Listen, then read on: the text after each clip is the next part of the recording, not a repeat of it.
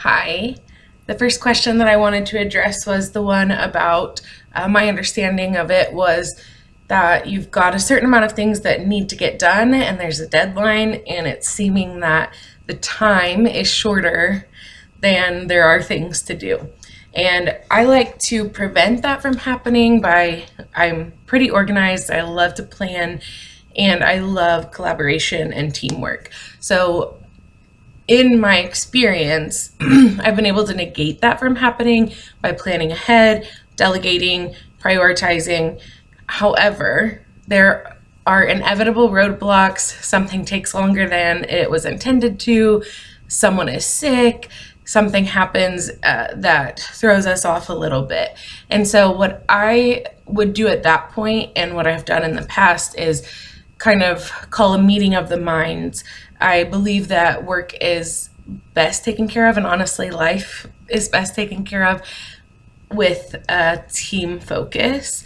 I think that's one of the best things about life and work is that we don't have to go through it alone. We have people around us, hopefully, that are of the same mindset and are willing and able to come back together, push back in, and then delegate through, they have like self-identified strengths, but then also as a leader, it's always been my take and my responsibility to know and care about that human enough to know what their strengths are, and including my own, what my strengths are and what my limitations are, and then being able to sort out what that next little bit of time will look like, what our priorities are, what new deadlines are, having communication, solid communication about who the deadline is even to, and if that's amendable, and if it's not, then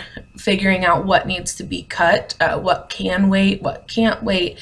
And honestly, I find that for myself and for a lot of teams, that crunch time is really where the magic happens. There's something about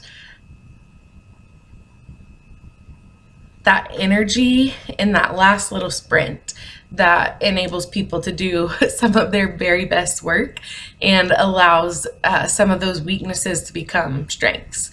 So that is how I would approach that situation if I found myself in it. And I would also actively prevent us from getting into that situation, because I'm a planner and I plan so that doesn't happen.